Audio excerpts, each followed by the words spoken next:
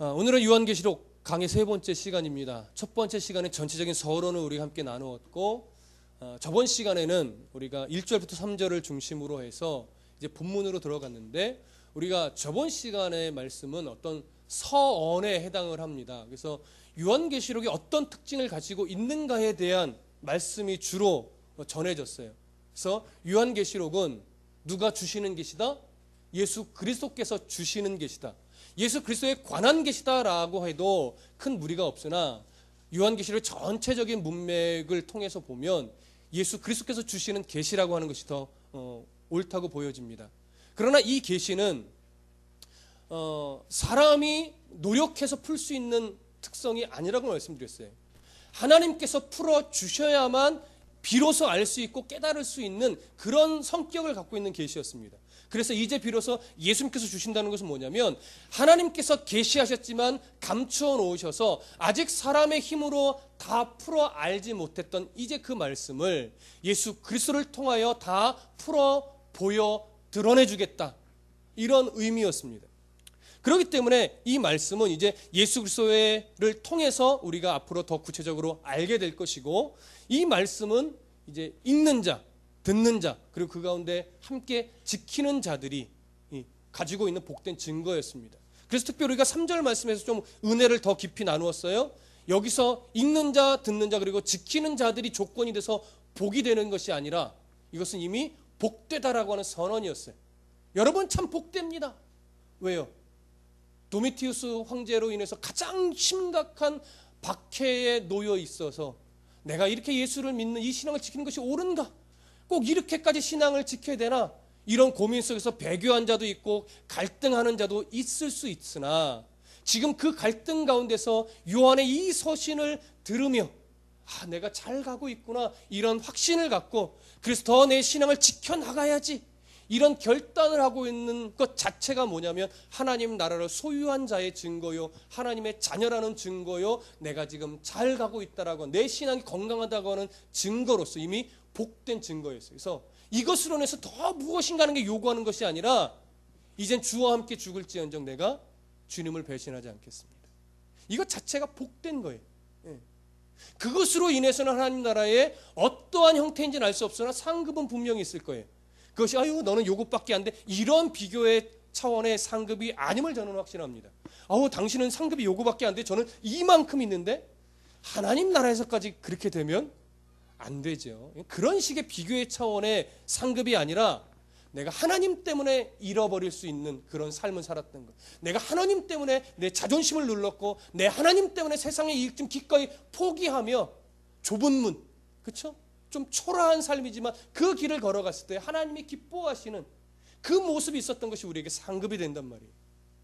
그러니까 하나님의 그 상급을 어떻게 주실지 몰라요. 그러나 이것은 분명히 영광스러운 가치예요. 그것이 많으면 금으로 된 집을 주는 것이 아니라, 그것이 적으면 개털모자 쓰는 이런 식의 하나님 나라가 아니라, 어쨌든 하나님 앞에서 영광스러운 가치지 누구를 비교해서 손가락질할 수 있는 그런 비교는 아니라는 거죠. 오늘 이렇게 하나님 말씀 앞에 서 있는 여러분들이 이미 뭐예요? 내가 이렇게 믿음을 지키니까 복을 받는 것이 아니라 이미 복된 자로서의 증거를 여러분들이 지금 갖고 계시는 겁니다. 더 복 받으실 필요 없어요, 여러분. 그래서 주신 것에 자족하며 감사할 줄 알고, 또 더 주신다면 내가 주신 것 긴장하며 뭐 해야 돼요? 잘 써야 돼요. 그 마음의 자세만 있으면 돼요. 이제 오늘 그것이 이제 서언이 됐고, 이제 4절부터 8절의 내용은요, 요한계시록 전체에 대한 서문에 해당됩니다. 그러니까 아직 본론으로 안 들어갔어요. 이제 다음 주 정도 되면 이제 본론으로 들어가게 될 텐데, 오늘 4절부터 8절은 서문에 해당됩니다. 그래서 발신자가 누구며 수신자가 누구인지, 그리고 서신서에 늘 있는 축복, 기원문이 들어가고 하나님께 영광 돌리는 성령이 들어갑니다. 그러면서 요한계시록 전체 어떤 표에 해당되는 예수 그리스도가 오신다, 이런 식의 선포가 오늘 본문에서 드러나죠. 그래서 오늘 본문이 서문에 해당되지만 굉장히 중요합니다. 왜 중요하느냐? 4절 한번 보십시오. 4절에 보시면 이렇게 시작해요. 요한은 아시아에 있는 7 교회에 편지하노니. 자, 여러분, 요한은 아시아에 있는 7교회에 편지한다라고 할 때 이 요 앞에 구절만 놓고 볼 때 다른 서신과 좀 다르다, 이런 느낌을 좀 받으시는 분 있습니까? 성경을 한 100독 정도 하시면 그런 느낌이 오실 거예요. 100독 정도 하시면. 이 얘기는 뭐냐면 그냥 일반적으로는 잘 느끼기 어렵다라고 하는 거예요. 자, 그러면 제가 이제 요 읽어드린 구절이 다른 서신과 좀 다르다라고 하는 힌트를 드렸어요. 어떻게 다른지 여러분 한번 찾아보십시오. 로마서로 한번 가보시죠. 바울의 서신을 중심으로 좀 살펴보려고 하는데 로마서 1장 한번 가보십시오. 자, 로마서 1장 1절. 자, 함께 읽습니다. 로마서 1장 1절 시작. 예수 그리스도의 종 바울은 사도로 부르심을 받아 하나님의 복음을 위하여 택정함을 입었으니. 자, 이제 고린도전서로 한번 또 가보겠습니다. 고린도전서 1장 1절. 찾으신 분들만 함께 시작. 하나님의 뜻을 따라 예수 그리스도 예수의 사도로 부르심을 받은 바울과 형제 소스데네는. 자, 빌립보서로 또 한번 가보겠습니다. 1장 1절 함께 읽습니다. 아직 못 찾으셨죠? 자, 읽으신 분들만, 찾으신 분들만 시작. 그리스도 예수의 종 바울과 디모데는 그리스도 예수 안에서 빌립보에 사는 모든 성도와 또한 감독들과 집사들에게 편지하오니. 자, 일단 제가 서신 3개를 읽어봤는데 지금 요한계시록 1장 4절에 있는 앞부분의 표현과 차이점이 뭐가 있나요? 발신자에 대한 부연 설명이 앞에 서신에서는 다 있어요. 어떠한 바울이다, 그렇죠? 근데 여기에는 설명이 있어요, 없어요? 없어요. 그냥 요한이에요. 이 얘기는 우리에게 무엇을 시사하는 내용이냐면 요한과 지금 소아시아 지역의 이 교회들과의 관계가 일반적인 관계가 아니라 아주 매우 깊은, 그냥 요한은 해도 신뢰가 되지 않으며 그들도 충분히 요한이라고만 얘기해도 다 이해하고 마음에 들을 준비가 되어 있다라고 하는 것을 의미합니다. 또 하나 이제 학자들이 밝히는 견해는 뭐냐면 아마도 요한은 지금 이 소아시아 지역 교회의 전체를 대표하는 지도자의 위치에 있었을 것이다, 이렇게 이제 견해들을 밝히는데 저는 동의합니다. 그런 아주 깊은 관계에 있기 때문에 요한이 굳이 내가 어떠한 요한이다라고 밝히지 않아도 이들은 요한이라는 이름으로도 충분히 그 권위를 인정하고 요한의 마음을 이해할 수 있는 그런 관계가 지금 되어 있는 거예요. 그러니까 지금 요한이 이 요한계시록을 쓰고 서신을 쓰고 보내면서 요한의 마음이 어땠을지를 여러분 충분히 좀 이해할 수 있으셔야 돼요. 바울도 자기가 섬겼던, 자기가 관계를 맺었던 지역의 교회도 서신을 썼었지만 자기가 섬기지 않았던 골로새 같은 경우에 그 지역 교회는 자기가 한 번도 가보지 않은 교회란 말이에요. 거기도 바울이 마음을 담아서 서신을 썼겠지만 굳이 비교하자면 지금 요한이 보내는 제사와는 사뭇 조금 다를 수 있어요. 얼마나 요한이 지금 간절한 마음으로 그들의 신앙에 정말 예수 그리스도의 마음을 전하기 위한 그 간절함으로 전하는 우리는 조금 여기서 살펴볼 수 있으셔야 됩니다. 그래서 요한은 이렇게 시작합니다. 그래서 뭐라고 이어지냐면 아시아에 있는 7교회에 편지한다, 이렇게 소개를 해요. 여기서 말하고 있는 아시아는 오늘날 우리가 이해하고 있는 동남아시아의 그 아시아가 아니라 당시 이스라엘이라는 지역을 중심으로 볼 때 아시아에, 보통 이제 성경에서 소아시아라고 표현하는데 그 소아시아 지역의 교회들을 말합니다. 그런데 문제는 뭐냐면 이 소아시아 지역에 교회가 7개밖에 없냐라고 하는 거죠. 그렇지 않습니다. 충분히 7교회보다 훨씬 더 많아요. 그런데 예수 그리스도께서는 11절에 보면 11절 잠깐 봐보세요. 이르되 내가 보는 것을 두루마리에 써서 에베소, 서머나, 버가모, 두아디라, 사데, 빌라델비아, 라우디게아 등 7교회에 보내라. 예수님의 7교회를 정하셔서 보내게 하셨어요. 왜 굳이 이 7교회일까? 우리 그 생각을 조금 가지셔야 됩니다. 왜 굳이 7교회일까? 충분히 7교회 말고도 많아요. 근데도 예수님은 요한을 통해서 7교회에 편지하게 하셨어요. 우리가 왜일까를 좀 살펴보면 첫 번째 이 7교회는요. 지정학적인 위치로 볼 때 굉장히 통신의 중심지에 있습니다. 그래서 이들에게만 서신을 보내면요. 이들을 기점으로 아시아 지역의 모든 교회로 이 서신이 회람용이기 때문에 다 들어갈 수 있어요. 그래서 그 지정학적으로 성실의 중심지에 있기 때문에 이 7교회에 보낸 것으로 1차적으로 볼 수 있습니다. 그리고 두 번째로 또 뭘 볼 수 있냐면 이 7개 지역은요, 특별히 뭐와 아주 깊은 관계가 있냐면 황제 숭배의 의식과 굉장히 깊은 관계가 있는 거예요. 황제 숭배를 관련된 신전이 세워져 있기도 하고 제단이 만들어져 있기도 하고 그리고 제사장이 있기도 하고 또 하나 로마 정치권에 아부하기 위해서 황제 숭배 사상이 더 앞장선 정치적으로 이러한 특징들이 있는 도시예요. 그러니 그 가운데 그런 앞장선 지역의 교회들이 얼마나 힘들겠습니까?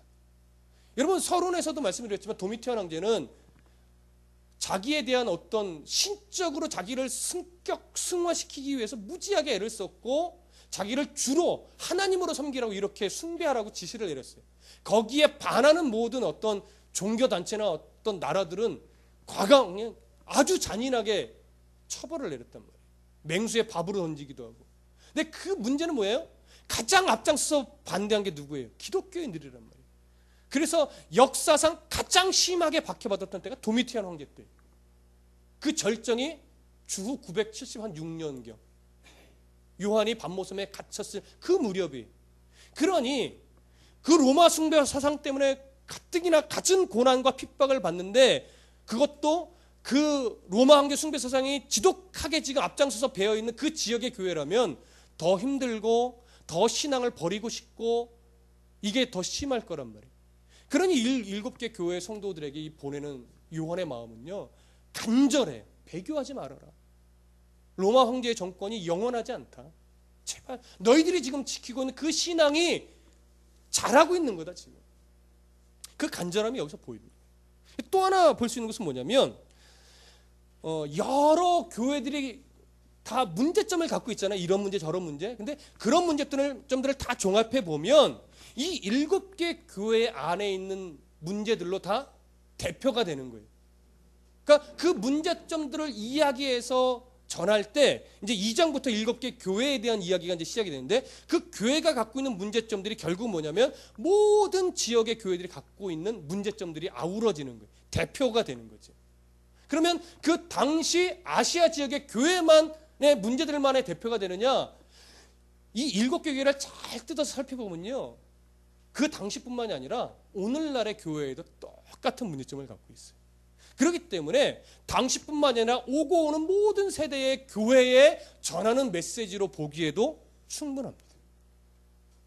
그래서 이것은 그런 아주 중요한 세 가지 대표가 있는데 여기에 이런 상징과 함께 또 하나의 우리가 살펴볼 수 있는 것은 뭐냐면 7이라는 숫자가 갖고 있는 요한계시록 전체에서의 상징적 의미예요. 여러분 우리가 알고 있다시피 요한계시록엔 7이라는 상징적인 숫자가 굉장히 많아요. 7 등잔으로부터 시작해서. 그런데 이 7이라는 숫자는 성경에서 어떤 의미가 있죠? 완전수예요. 하나님의 충만을 상징합니다. 그래서 이 하나님의 충만함이 어디 위에 거하냐면 7개 교회 위에 하나님의 충만함이 함께 역사하셔서 그 교회를 세우고 지켜내는데 하나님이 함께 하실 거라는 거예요. 그럼 그때 7교회만요? 아니에요. 그 지역의 모든 교회 그리고 오고 오는 모든 세대의 교회들 위에 하나님이 충만하신 하나님의 은혜로 역사하셔서 교회들이 무너지지 않도록 하나님의 나라를 세우는데 그 교회들이 자기의 역할을 끝까지 감당해낼 수 있도록 하나님이 어떻게 하시겠다? 역사하시며 지켜내시겠다. 그러나 이 교회는 단순하게 건물로서의 교회라고요? 아니요. 에클레시아, 믿는 자들의 부르심을 받은 자들의 모임. 그러니까 하나님이 오늘 믿음 앞에 서 있는 한 사람 한 사람을 결국 그 교회로서의 역할을 감당하는 존재로 끝끝내 세우고야 말겠다. 하나님의 충만한 그 섭리로 한 사람 한 사람, 교회된, 몸된 교회된 한 사람 한 사람을 세우고야 말겠다는 하나님의 깊은 의지가 뭐에 담겨 있어요? 이 7이라는 숫자에 담겨 있는. 그래 7개 교회라는 것을 넓은 시각으로 보면 누구도 해당된다고요. 나 자신도 해당이 돼요. 여러분들에게 주시는 말씀이에요. 제게 주시는 말씀이라고. 자, 그러한 의미를 우리는 이 7교회라고 하는 의미의 표현에서 우리가 찾아볼 수 있습니다. 그래서 이 7개 교회 어떻게 해요? 편지하는 거예요. 발신자와 수신자가 정확하게 지금 드러납니다. 그러고 나서 4절에 이렇게 이어져요. 4절과 5절 들어보세요. 이제도 계시고 전에도 계셨고 장차 오실 이와 그의 보좌 앞에 있는 7 영과 또 충성된 증인으로 죽은 자들 가운데서 먼저 나시고 땅의 임금들의 머리가 되신 예수 그리스도로 말미암아 은혜와 평강이 너에게 있기를 원하노라. 여기까지만. 이 기원문이에요. 그런데 이 기원은 보통 대부분의 서신서, 다는 아니에요. 대부분의 서신자에서 발신자를 밝히고 수신자를 밝히며 그들에게 평강을 기원합니다. 근데 사뭇 좀 달라요. 다른 서신자들과. 이 다름을 이해한다면 성경 몇 덕 정도는 해야 이해한다고요? 그러니까 여러분들 모른다고 나는 왜 모를까 이럴 필요 없어요. 다시 로마서로 한번 가보시죠. 다시 로마서 1장으로 가보세요. 자, 1장 3절 찾으신 분들 함께 읽어보겠습니다. 시작. 하나님 우리 아버지와 주 예수 그리스도로부터 은혜와 죄송합니다. 제가 고린도전서를 읽었네. 로마서 1장 7절 함께 읽어봅니다. 시작. 로마에서 하나님의 사랑을 받고 성도로 부르심을 받은 모든 자에게 하나님 우리 아버지와 주 예수 그리스도로부터 은혜와 평강이 있기를 원하노라. 자, 고린도전서로 또 가봅니다. 1장 3절. 고린도전서 1장 3절 함께 읽습니다. 시작. 하나님 우리 아버지와 주 예수 그리스도로부터 은혜와 평강이 있기를 원하노라. 자, 이제 빌립보서로 또 동일하게 넘어가 봅니다. 1장 2절. 빌립보서 1장 2절 함께 읽어봅니다. 시작. 하나님 우리 아버지와 주 예수 그리스도로부터 은혜와 평강이 너희에게 있을지어다. 자, 여기서 동일하게 계속 기원을 하는데 이 기원과 오늘 계시록 1장 5절에 있는 기원과 뭐가 다릅니까? 앞에 서신서에서는 주로 뭐예요? 하나님 아버지와 주 예수 그리스도로부터 은혜와 평강이 있기로 하면서 그 평강을 기원하는 근거를 성부 하나님과 성자 예수님으로 기인을 해요. 그런데 오늘 사도 요한은 오늘 본문에서 은혜와 평강을 기원할 때 그 근거를 3가지로 드는데 처음에는 누구요? 이제도 계시고 전에도 계셨고 장차 오시리. 이게 누굴까요? 성부 하나님이에요. 여러분 예수님이라고 들리는데 성부 하나님입니다. 그리고 두 번째는 누구냐면 그의 보좌 앞에는 7 영이에요. 누굴까요? 예, 잠시 후에 밝혀드리겠습니다.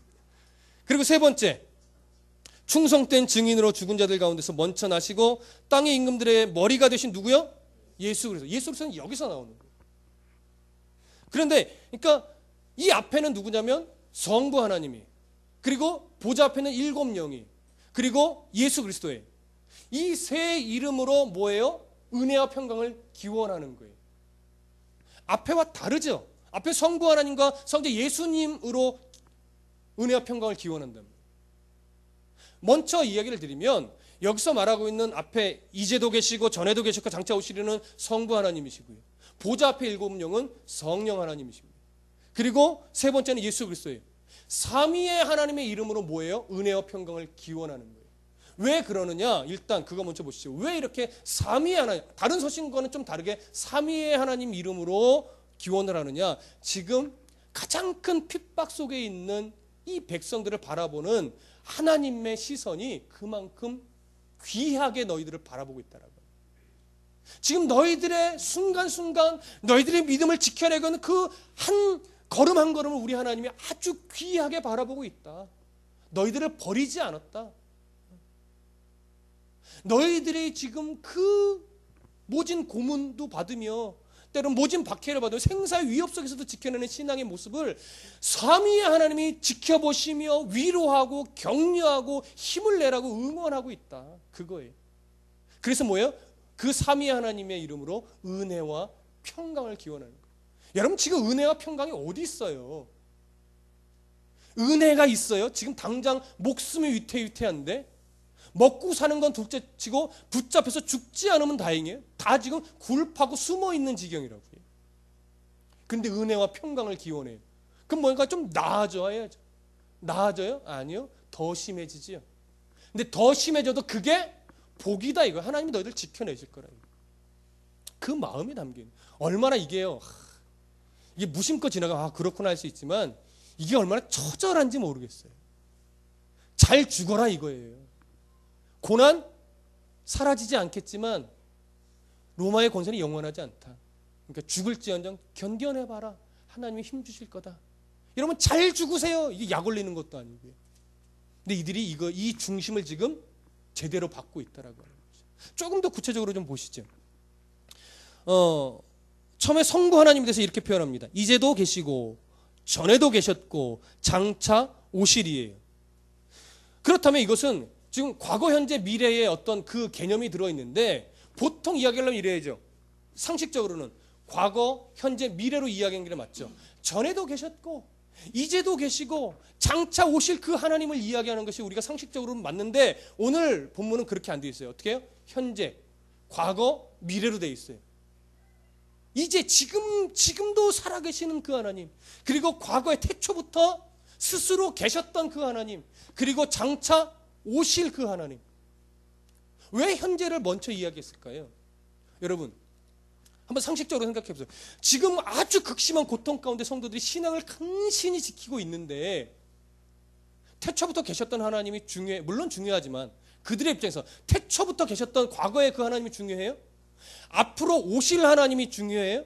물론 중요하지만 그들에게서 더 중요한 뭐예요? 지금 나와 함께 계시는 하나님이에요. 그래서 이 부분을 먼저 합니다. 너희들과 함께 우리 하나님이 하고 계시다. 그런데 그 하나님이 언제부터? 전부터, 태초부터 역사의 시작을 만들어내셨던 하나님이다. 근데 그 하나님이 그 역사의 끝을 내기 위해 분명히 어떻게 한다? 오신다. 그 하나님이 너희를 바라보고 있다. 그리고 두 번째 이어집니다. 뭐라고요? 그의 보좌 앞에 있는 7 영을 이야기합니다. 사실은 이 보좌 앞에 있는 7 영에 대해서 학자들이 아주 팽팽하게 두 가지 견해로 갈라져요. 하나는 천사다. 그리고 또 하나는 성령 하나님이다. 이게 좀 기울어지지 않고 굉장히 팽팽합니다. 그래서 설교자가 어떤 것을 선택하는 게 굉장히 중요해요. 근데 저는 어디에 근거를 좀 무게중심을 많이 뒀냐면 스가랴를 한번 찾아가 보십시오. 구약성경 스가랴. 구약성경 거의 끝부분에 있어요. 말라기 바로 전이 스가랴입니다. 스가랴 4장을 한번 찾아가 보십시오. 스가랴 4장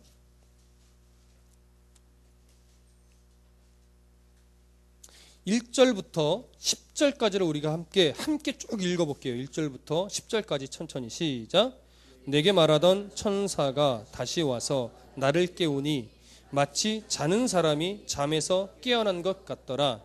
그가 내게 묻되 네가 무엇을 보느냐?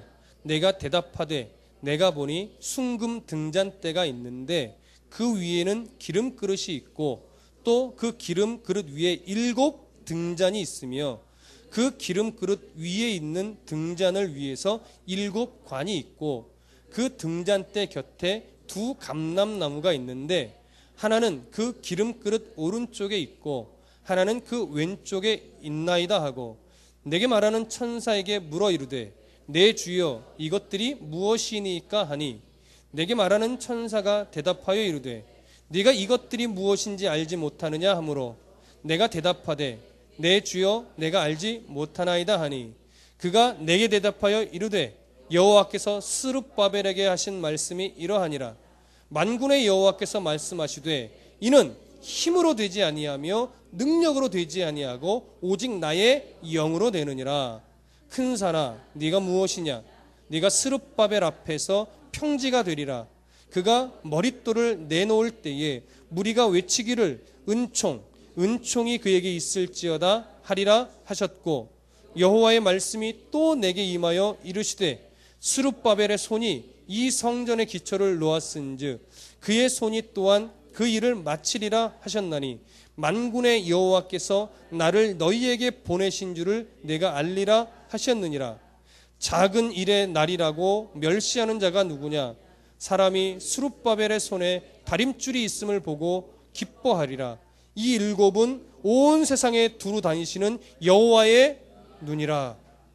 여기 일곱 영이 나오고 2절에 일곱 등장이 나오고 6절에 나의 영이라고 그것을 표현하고 있고 10절에 이 일곱은 온 세상에서 두루다니는 여호와의 뭐라고요? 눈이라고요. 이것을 주로 학자들은 이제 성령으로 이해를 하는데 가끔 천사로 보는 견해도 있기는 해요. 그럼 조금 더 정확하게 제가 이제 어디서 이것이 성령이라고 결정을 내렸냐면 이사야서 11장으로 한번 가보시죠. 구약성경 이사야서 10편 뒤를 조금만 넘어가시면 있습니다. 이사야서 11장 2절 말씀. 이사야서 11장 2절 말씀.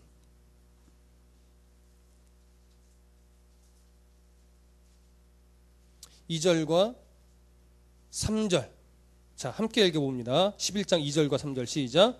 그의 위에 여호와의 영 곧 지혜와 총명의 영이요 모략과 재능의 영이요 지식과 여호와를 경외하는 영이 강림하시리니 그가 여호와를 경외함으로 즐거움을 삼을 것이며 그의 눈에 보이는 대로 심판하지 아니하며 그의 귀에 들리는 대로 판단하지 아니하며. 네, 이 부분을 강의하는 건 아니니까 설명을 하지 않겠고요. 여기 보면 2절에 여호와의 영에 대해서 성령에 대해서 7가지로 묘사를 해요. 첫 번째 여호와의 영, 두 번째 지혜의 영, 세 번째 총명의 영, 그리고 모략의 영, 재능의 영, 지식의 영, 여호와를 경외하는 영이라고 7가지로 묘사를 하고 있고 그것이 3절에 연결될 때 뭐예요? 그의 눈에 보이는 대로 이렇게 표현합니다.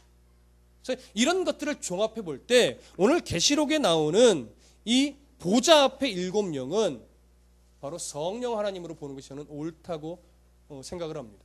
그리고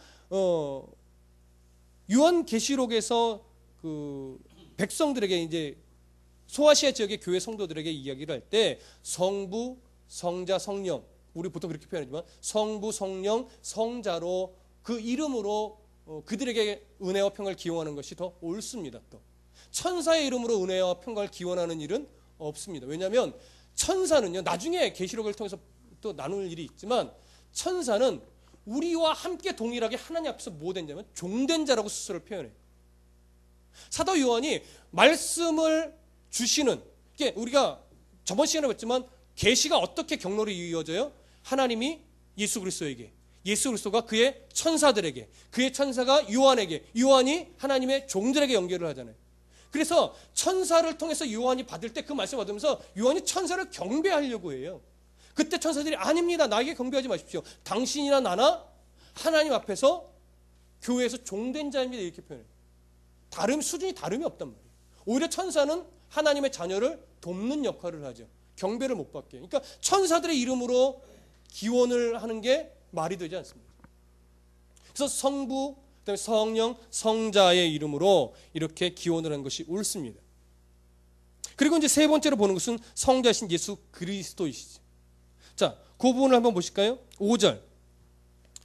또 충성된 증인으로 죽은 자들 가운데서 먼저 나시고 땅의 임금들의 머리가 되신 예수 그리스도로 말미암아 이렇게 묘사를 하고 있습니다. 이게 충성된 증인이라는 것은 간단히 말씀드리면 우리가 알고 있다시피 하나님의 증인으로서 인간의 몸을 입고 오셔서 구속의 그 경륜을 성취하기 위해서 십자가에 죽고 부활하신 하나님의 증인이란 얘기예요.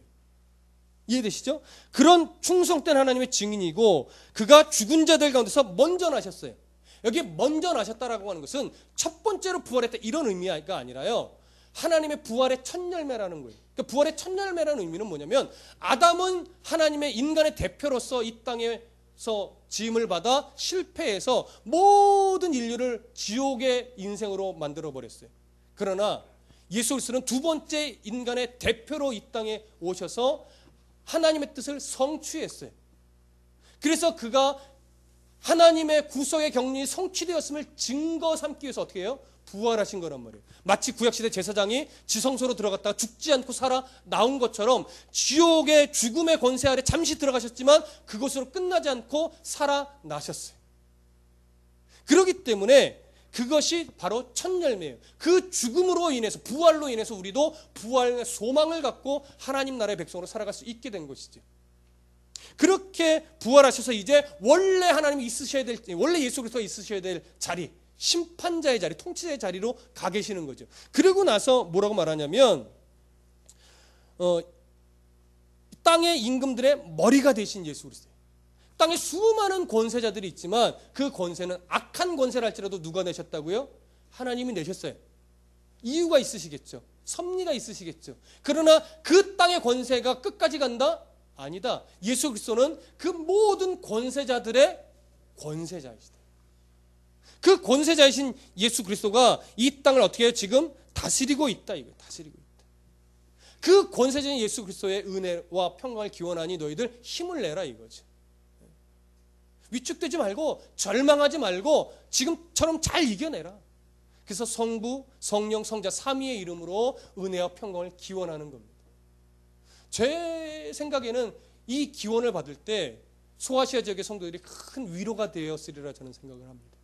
오늘 우리가 받는 느낌과는 많이 달랐을 겁니다.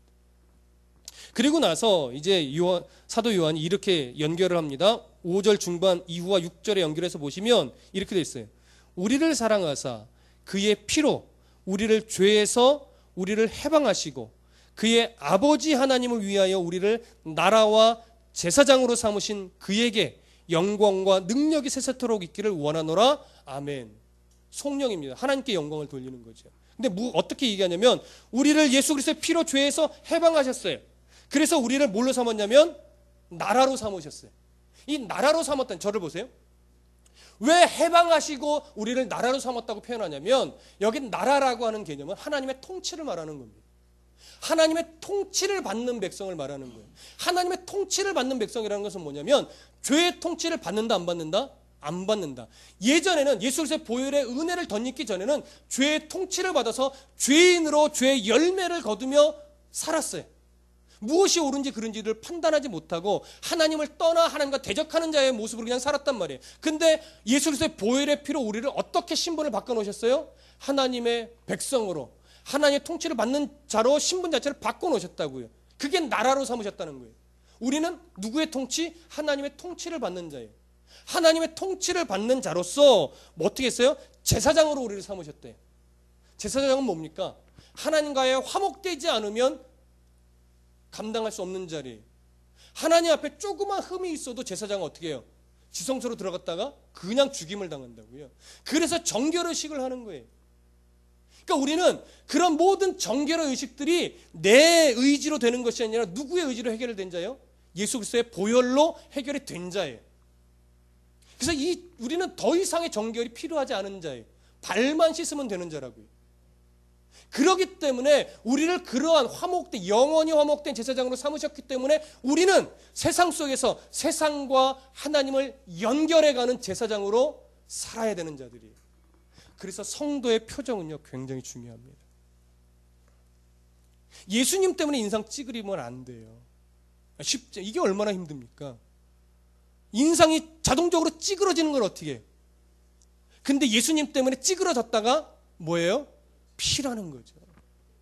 이걸 가깝게 제가 그냥 예를 드릴게요. 더 이제 벌리지 않을게요. 예수님 때문에 찌그러졌던 인상을 피셔야 돼요. 사실 제가 되게 못하는 겁니다. 저는 이렇게 평상시에 표정이 별로 없는, 아무리 웃긴 걸 봐도 잘 웃지 않는. 그래서 애들이 아빠 좀 웃어 뭐 이럴 때가 종종 있는데 그냥 속으로 웃겨요. 왜 그런지 모르겠어요. 그냥 속으로 웃기지 겉으로는 잘 안 웃겨요. 인상을 피셔야 돼요. 성도다운 인상. 굉장히 중요합니다. 자, 그렇게 그에게 영광과 능력이 세세토록 있기를 원함노라. 아멘. 이렇게 넘어갑니다. 이제 오늘 아주 중요한 7절로 넘어갈게요. 7절 함께 읽어보겠습니다. 시작. 볼지어다 그가 구름을 타고 오시리라. 각 사람의 눈이 그를 보겠고 그를 찌른 자들도 볼 것이요 땅에 있는 모든 족속이 그로 말미암아 애곡하리니 그러하리라. 아멘. 자, 요한계시록 전체에 대한 표와도 같습니다. 누가 오신다? 예수 그리스도께서 오신다. 이게 사실은 요한계시록을 한마디로 얘기하면 이거예요. 마라나타, 주여 속히 오시옵소서. 자, 근데 어떻게 그 예수 그리스도를 표현하냐? 볼지어다. 이제 주의를 환기시키는 거예요. 주목시키는 거예요. 볼지어다. 그래서 이렇게 말해요. 그가 구름을 타고 오시리라. 다니엘서 7장의 말씀과 연결이 되는 건데 시간상 찾아보진 않겠습니다. 나중에 한번 찾아보십시오. 다니엘서 7장 13절의 말씀과 연결이 되는 건데 그가 구름을 타고 오세요. 자, 그러면 우리가 종종 착각하는 거죠. 저는 우리가 교회는 종종 말씀드려서 이해를 하지만 손오공처럼 타고 오세요? 구름 위에 발을 얹고 쫙 막 멋있게 바람을 휘날리며 그렇게 오세요? 아니요. 이거는요, 구름을 타고 오는 것이 아니라 해석을 이렇게 돼요. 구름과 함께 오시리라. 구름은 구약적 개념으로 신의 현현의 현상이에요. 하나님이 나타나실 때 구름이 쫙 드리워지면서 그가 어떻게 오시는지 볼 수 없습니다. 그냥 그 가운데서 아주 신비롭게 나타나시는 거예요. 구름과 함께 오시는 거예요. 구름을 타고 오시는 것이 아니에요. 그러니까 구름이 쫙 안개처럼 드리워지면서 신이 오실 때 그것은 신적 임재의 현상인 거예요. 그러니까 예수님이 사람으로 오시는 것이 아니라 이제는 뭘로 오세요? 신으로 오세요. 근데 신으로 오시는데 그냥 신이 아니라 심판하시는 신으로 오시는 거예요. 그러니까 종말론적인 개념이죠. 이제 다시 오실 때는 심판하시는 신으로 오시는 겁니다. 이거 우리들은 기대지만 믿지 않는 자들은 두려운 거죠. 근데 그렇게 오시는데 그 다음 句이렇게 얘기해요. 각 사람의 눈이 그를 보겠고. 저 보세요. 성경 안 보셔도 돼요. 오늘 이 구절만 이해하시면 다른 거 잊어버려도 상관없어요. 각 사람의 눈이 누구를 봐요? 그를 봐요. 여기서 말하는 각 사람의 눈이라는 것은요, 지구상에 존재하는 아이에서부터 노인에 이르기까지 예수를 믿든지 안 믿든지 학벌이 높든지 적든지 부자이든지 가난하든지 밀림에 있든지 도시에 있든지 모든 사람이 다 그를 본다라고 하는 거예요. 자, 예를 들어 예수님이 한국 땅 위치적으로 한국 하늘 위에서 내려오셨어요. 하늘 위에서. 그러면 한국 땅 반대편은 어디입니까? 이걸 조사를 안 해봤네. 네. 브라질입니까? 월드컵 시즌과 맞춰서. 브라질 사람들은 반대편에 있으니까 볼 수 있을까요? 없을까요? 과학적인 사고로는 볼 수 없죠. 그러나 우리 하나님은 과학 안에 갇혀 있습니까? 과학을 넘어서 계십니까? 넘어서 있죠. 오늘 이 구절은요, 위치적으로 한국 하늘 위에 임하신다 할지라도 브라질 사람도 본다 이거예요. 공개적으로 초림하실 때는 은밀하게 오셨지만 재림하실 때는 공개적으로 오시는데 둥근 지구상의 모든 사람이 밀림 속에 있고 하나님을 모르고 예수라는 소리를 들어보지 못했다 할지라도 저분이 신이구나, 저분이 메시아구나 다 알 수 있게 오신다라고 하는 이게 신비죠. 다시 얘기하면 메시아가 오셨대. 나는 알아. 근데 한결 간사님은 몰라. 그럼 그 사람은 메시아다 아니다? 아니다. 나는 모르는데 다른 사람만 아는 메시아는 있을 수 있다 없다? 없다. 그러니까 지금 어느 교회라고 일컬어진 그 이상한 거기서 누군가가 메시아라고 말할 때 나는 모르잖아요. 성경과 부합해요 안 부합해요? 나는 모르는데 어느 단체만 안다면 그 사람은 메시아일 수 없다. 각 사람의 눈이 누구를 봐요? 예수 그리스도를 본다고요. 누가 굳이 안 알려줘도 저분이 메시아고 심판자로 오시는구나 다 안다고요. 그게 영적인 거예요. 마지막 때기 때문에 가능한 거예요. 그러니 현혹이 되면 안 돼요. 돼요 안 돼요? 안 돼요. 제가 어느 날 갑자기 획가닥 해가지고 내가 메시아요 나타났는데 여러분들은 알고 있는데 여러분 집 식구들이 모른다. 그러니까 저는 메시아예요 아니에요 그러면? 아니에요. 다 안다고요. 둥근 지구상의 모든 사람이. 그걸로 분별하십시오. 이거나만 알면 이단에 빠진다 안 빠진다? 이 해석도 제대로 못하니까 요 짧은 구절 하나 각 사람의 눈이 그를 보겠고 이 말 하나의 의미를 모르니까 이단에 빠지는 거예요. 그래서 어떤 주민등록번호 있는 그 사람을 메시아랍시고 재산 바치고 몸도 바치고 다 바쳐서 충성봉사를 이런 바보 멍충이 같은 짓을 한다고요. 여러분. 우리는 그러지 않을 수 있고 않아야 하고 않고 있으며 하나님이 지켜내시는 모든 백성은 설사 잠깐 들어갔다가도 하나님이 빼내시고야 만다라고 하는 거예요. 무슨 말씀 이해되시죠? 그래서 여러분 감사합니다. 그런 이단의 현혹에 빠지지 않고 지금 비록 규모적으로는 작지만 여기서 말씀 앞에서 함께 실험하는 여러분들이 참으로 소중하고 귀합니다. 그 다음에 이렇게 얘기합니다. 그를 찌른 자들도 볼 것이요. 자, 이 문자적으로 이해를 하면 그 당시 예수 그리스도를 칼과 창으로 대못질로 예수 그리스도를 상하게 했던 그들이 부활하여 보게 될 거예요. 그러면 그 로마 병사들만 예수 그리스도를 찌른 자예요? 당시 예수를 못 박아라 외쳤던 그들도 예수 그리스도를 찌른 자예요. 우리는 예수 그리스도를 안 찔렀나요?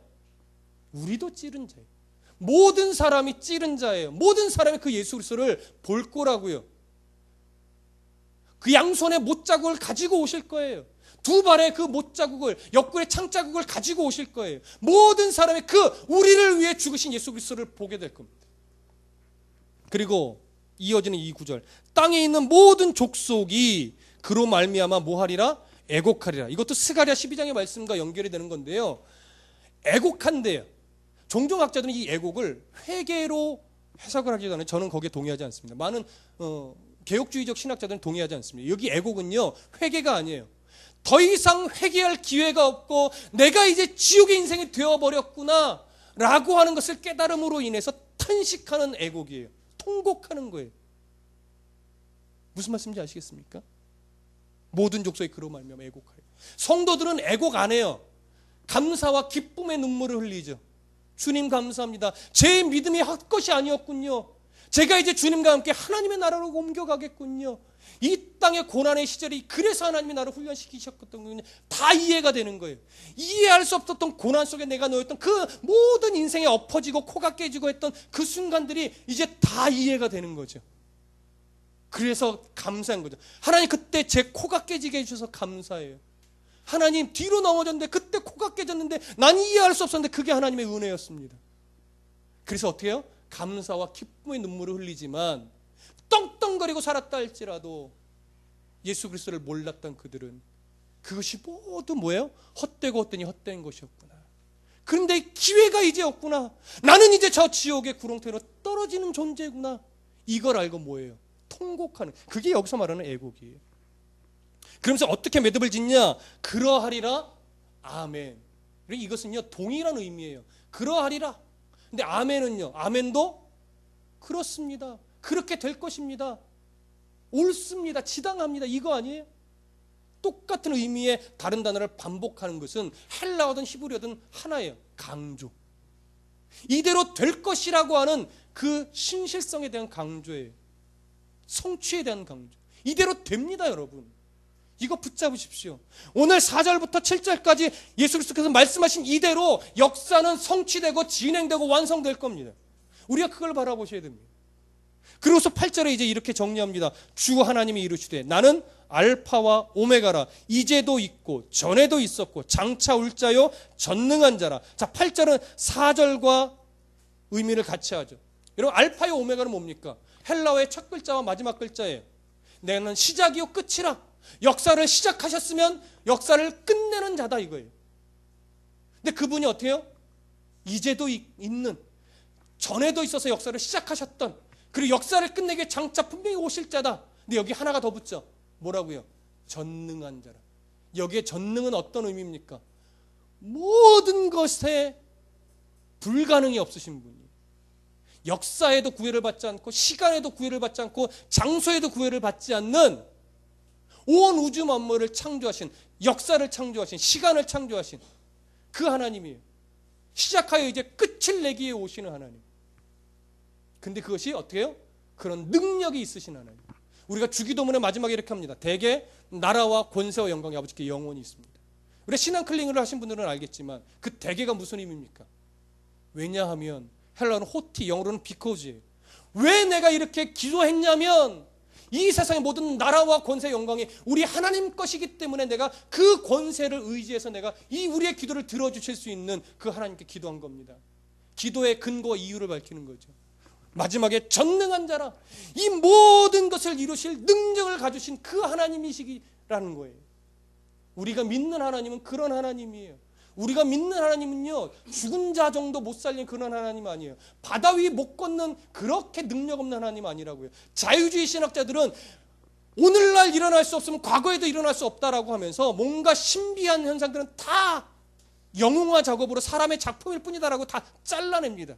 그래서 결국 남는 건 산상수훈의 팔복을 도덕적인 윤리로만 만들어 놨죠. 자유주의 신학자들의 잘못된 겁니다. 여러분, 우리가 믿는 하나님은 바다 위에 걷는 건 유도 아니에요, 여러분. 온 우주 만물을 창조하신 분이라고요. 그리고 온 우주 만물의 역사를 끝내실 수 있는 전능자라고요, 여러분. 그 하나님의 약속이 우리와 함께 있습니다. 그러니까 우리는 오늘날 어떻게 살아야 돼요? 나라로 사셔야 돼요. 하나님의 통치를 받는 자로 사셔야 돼요. 그래서 제사장으로 사셔야 돼요. 세상과 하나님을 연결하는 자로, 표종에서부터 그리스도인으로 사셔야 돼요. 여러분, 헌금하는 게 어려운 게 아니에요. 선교지 나가는 게 어려운 게 아니에요. 그리스도인다운 표정 갖는 게 제일 어렵습니다, 여러분.